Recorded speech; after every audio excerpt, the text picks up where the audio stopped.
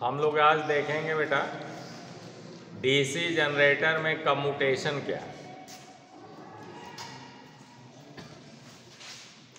DC generator में commutation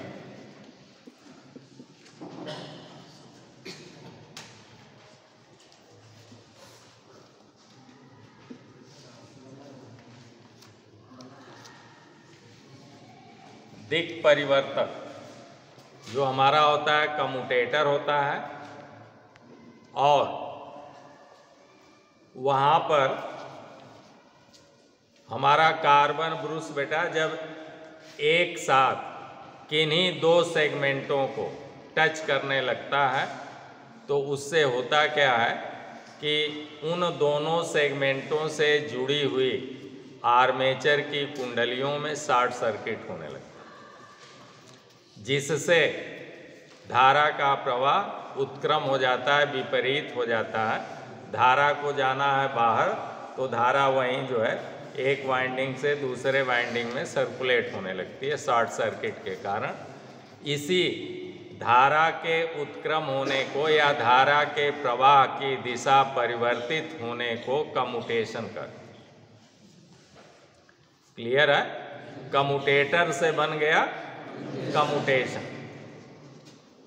दिक् परिवर्तक से बन गया दिक् परिवर्तन।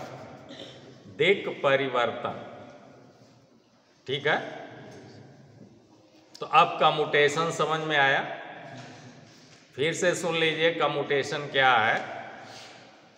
हम लोग ऑलरेडी जानते हैं कि हमारा जो कम्यूटेटर है बेटा वो एक हार्ड ड्रॉन कापर का एक सॉलिड पीस न होकर बल्कि वो कापर के छोटे छोटे सेगमेंट होते हैं जिन्हें आपस में जोड़ा जाता है, और हर सेगमेंट को एक दूसरे से अलग करने के लिए उसके बीच में एक एक mm मोटी माइका क्या विद्युत का कुचालक है, वो सीट भरी जाती ताकि एक सेगमेंट की धारा दूसरे सेगमेंट में या दूसरे खंड में न जाने पाए।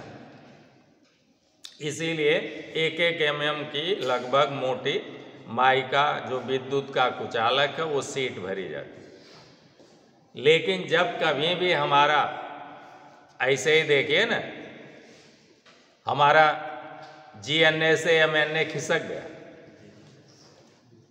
तो ऐसी जब प्रॉब्लम आती है तो हमारा कार्बन ब्रूस क्या करता है कि एक साथ जो है दो सेगमेंटों को टच करने लगता है, और जब दो सेगमेंटों को टच करेगा तो उन सेगमेंटों से जुड़ी हुई आर्मेचर की जो आपने कहा था फ्रंट लीड कहते हैं या फ्रंट कनेक्शन कहते हैं, वो जो सिरा जाकर T1 व T2 आपके कम्यूटेटर सेगमेंटों से जुड़ा हुआ है, तो चूंकि कार्बन ब्रूस दोनों सेगमेंटों को टच कर रहा है इसलिए अब वो दोनों जो है सेगमेंट आपस में शॉर्ट करने लगते हैं, जिससे उनसे जुड़ी हुई आर्मेचर कॉइल शॉर्ट सर्किट हो जाती है। अब उनमें धारा जो है व्युत्क्रम बहने लगती है, क्योंकि हम लोग जानते हैं कि शॉर्ट सर्किट का मतलब होता है कि धारा निर्धारित मार्ग से जब न बहकर बीच रास्ते से ही बहने लगती है तो उसी को हम लोग कहते हैं शॉर्ट सर्किट हो। क्लियर है?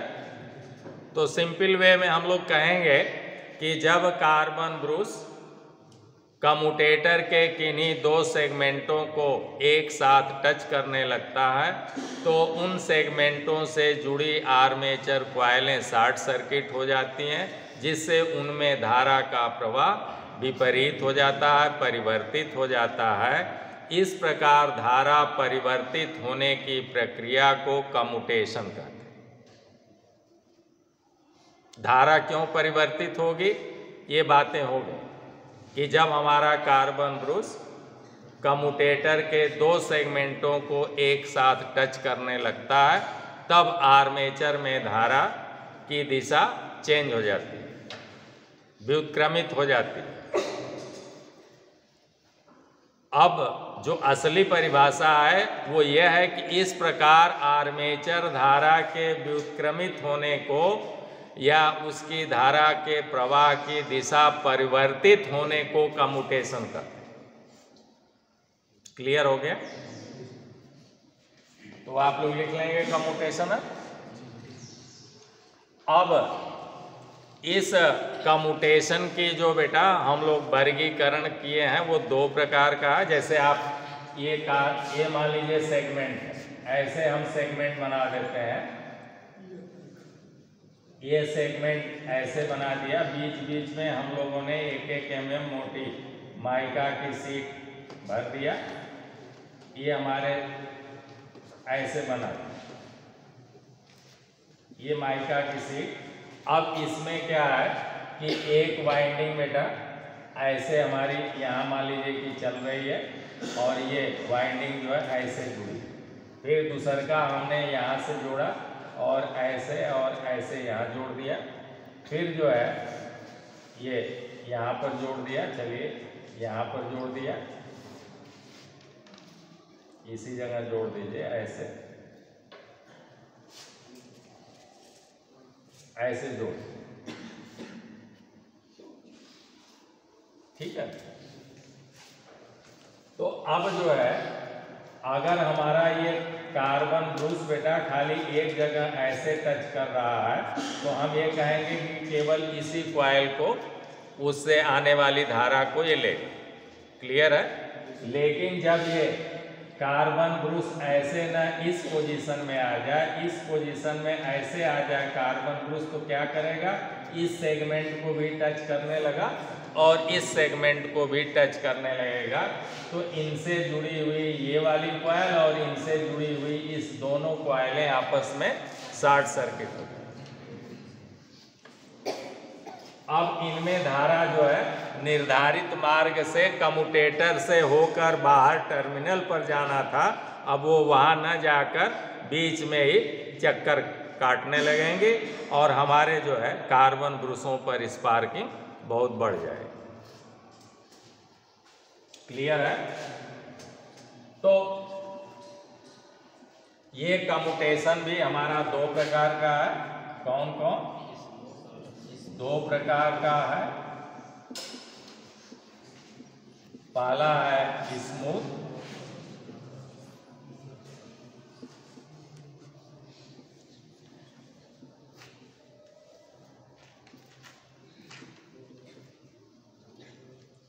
और दूसरा है रफ कम्यूटेशन। स्मूथ कम्यूटेशन क्या है? जब धारा प्रवाह धीरे धीरे परिवर्तित, धारा का प्रवाह, हाँ, दोनों वाइंडिंगों में जो शॉर्ट सर्किट हुई है बेटा, उन वाइंडिंगों में धारा प्रवाह धीरे धीरे परिवर्तित, धीरे धीरे परिवर्तित हो, तब उसे स्मूथ कम्यूटेशन कहेंगे। क्या कहेंगे? हाँ।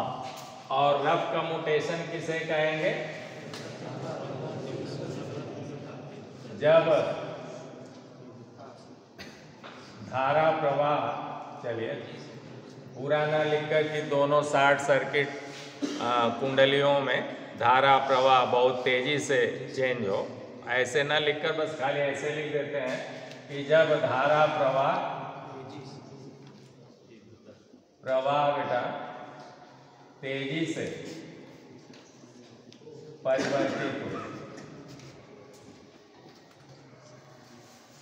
परिवर्तित हो, तब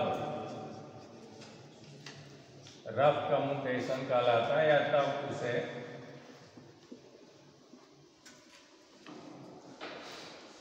रफ कम्यूटेशन कहते हैं।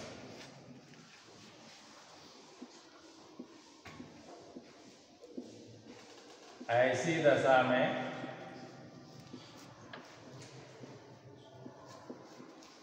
कार्बन ब्रूसों पर कार्बन ब्रूसेस पर बेटा स्पार्किंग बढ़ जाती है, स्पार्किंग बहुत बढ़ जाती है।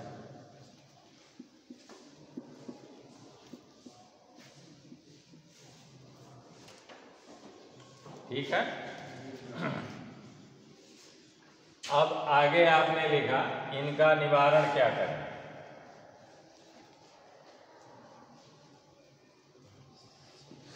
तो इनके निवारण की कम्यूटेशन निवारण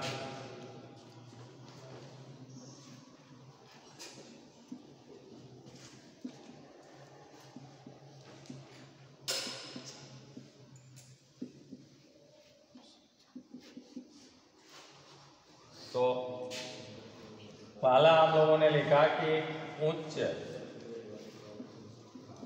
प्रतिरोध वाले कार्बन ब्रूस का प्रयोग करके, उच्च प्रतिरोध वाले कार्बन ब्रूस का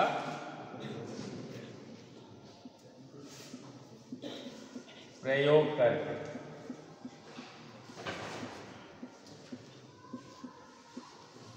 दूसर का आपने लिखा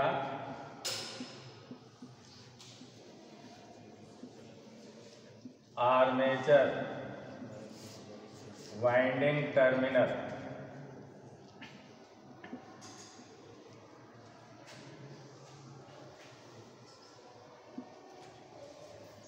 के श्रेणी क्रम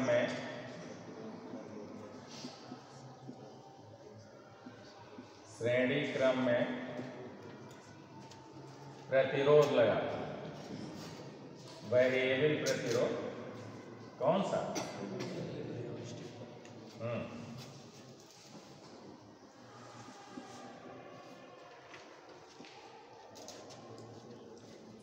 वेरिएबल बेटा रेजिस्टेंस, या फिर कहेंगे चर प्रतिरोध, चर प्रतिरोध कहेंगे, अथवा रियास्टेट कहेंगे। क्या कहेंगे? रियास्टेट लगाकर। और तीसरा आपने लिखा इंटरपोल लगा। इंटरपोल को कहते हैं अंतःध्रुव, अंतःध्रुव का प्रयोग कर।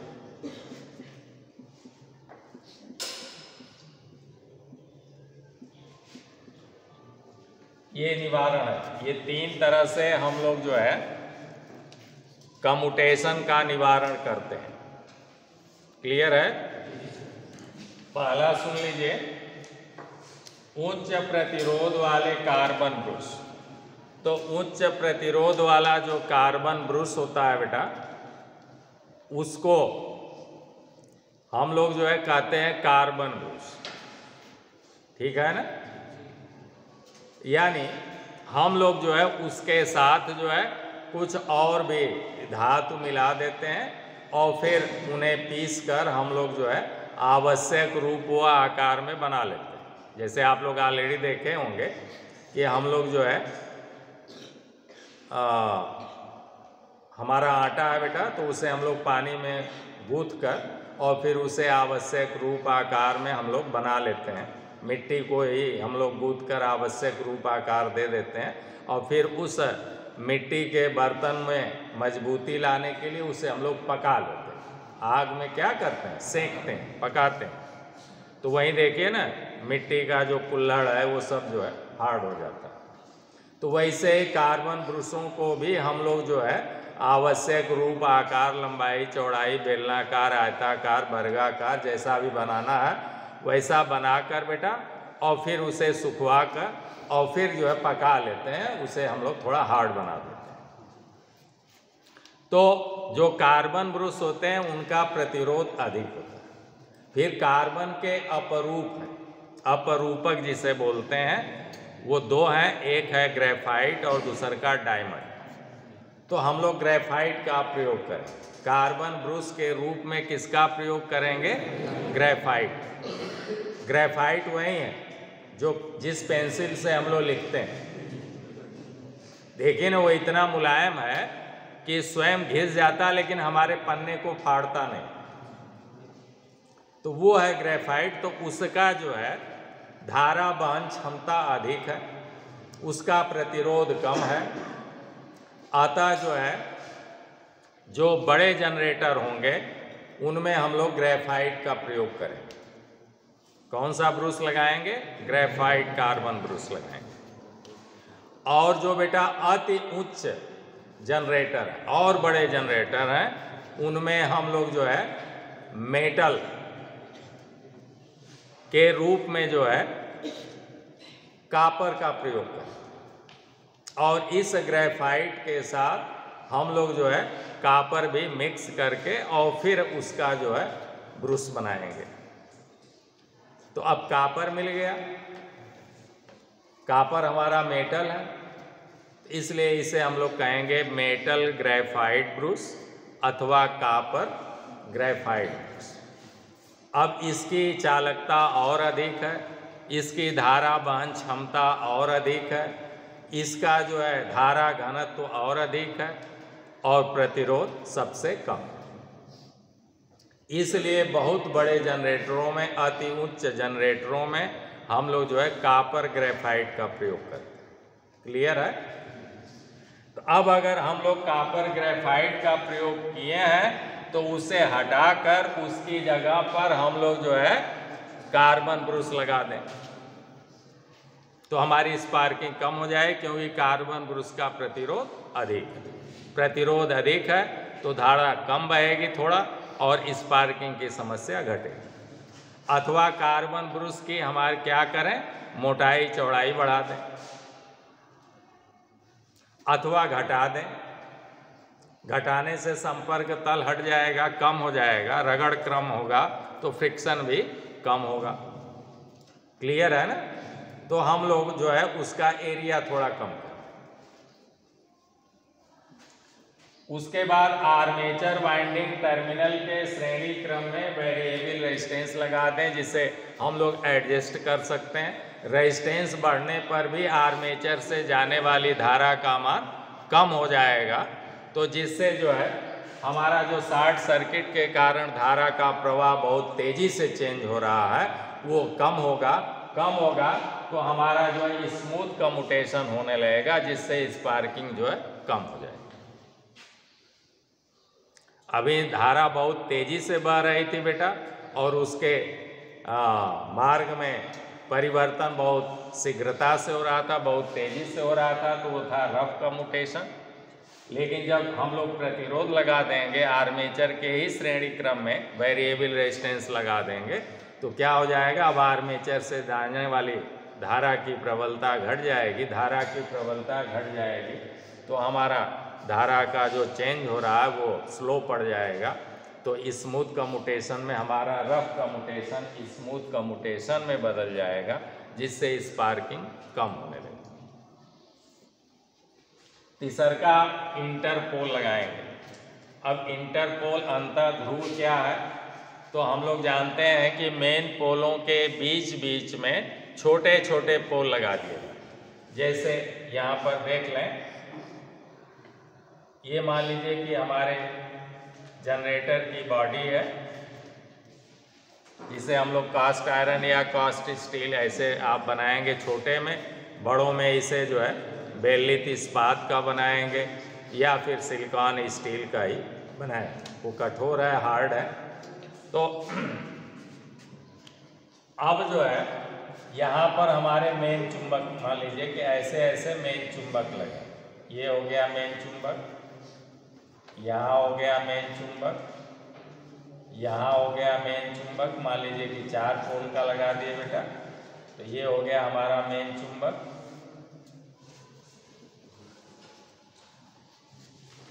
ऐसे इधर भी लगा दिया।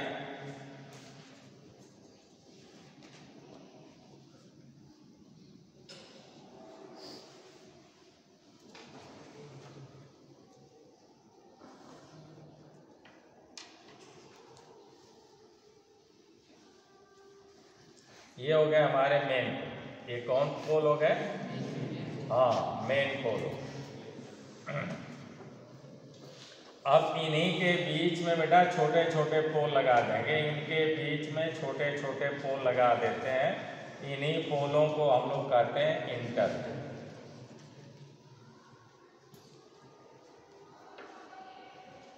ये कौन से पोल हो गए? इंटर।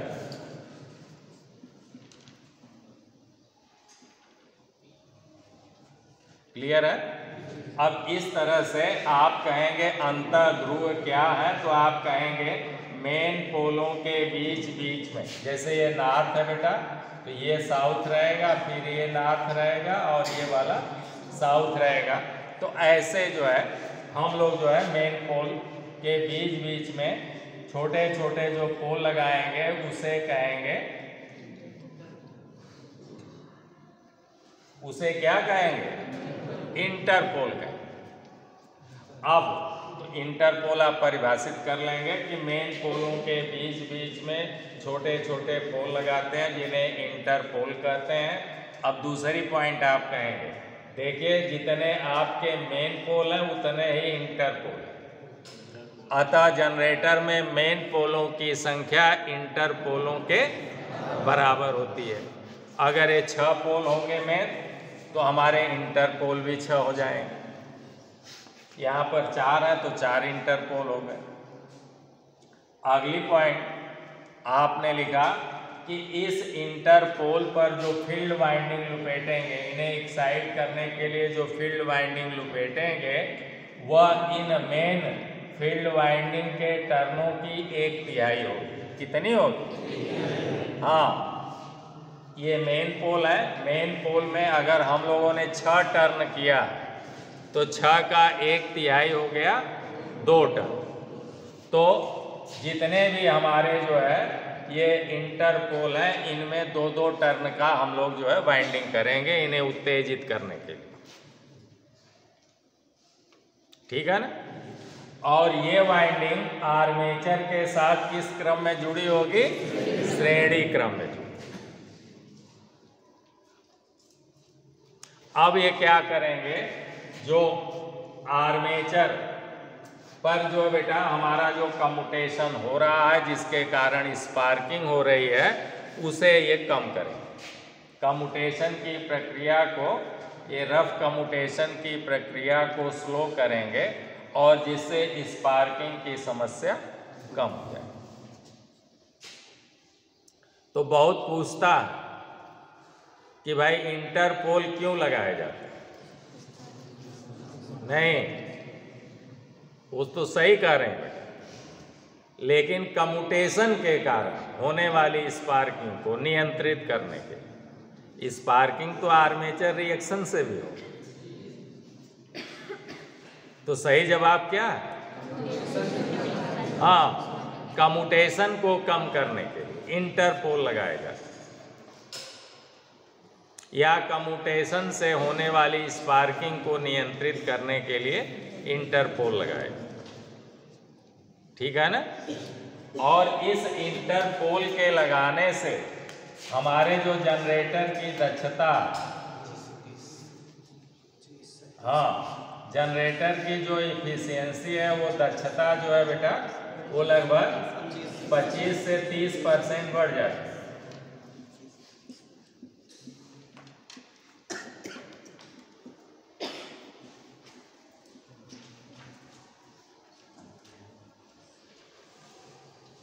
क्लियर हो गया? तो इस तरह से आपका ये कम्यूटेशन टॉपिक भी समाप्त हुआ। तो आज का क्लास यहीं समाप्त करते हैं, फिर अगले वीडियो मिलते हैं। तब तक के लिए आप लोगों को ढेर सारी मंगलमय शुभकामनाएं। धन्यवाद।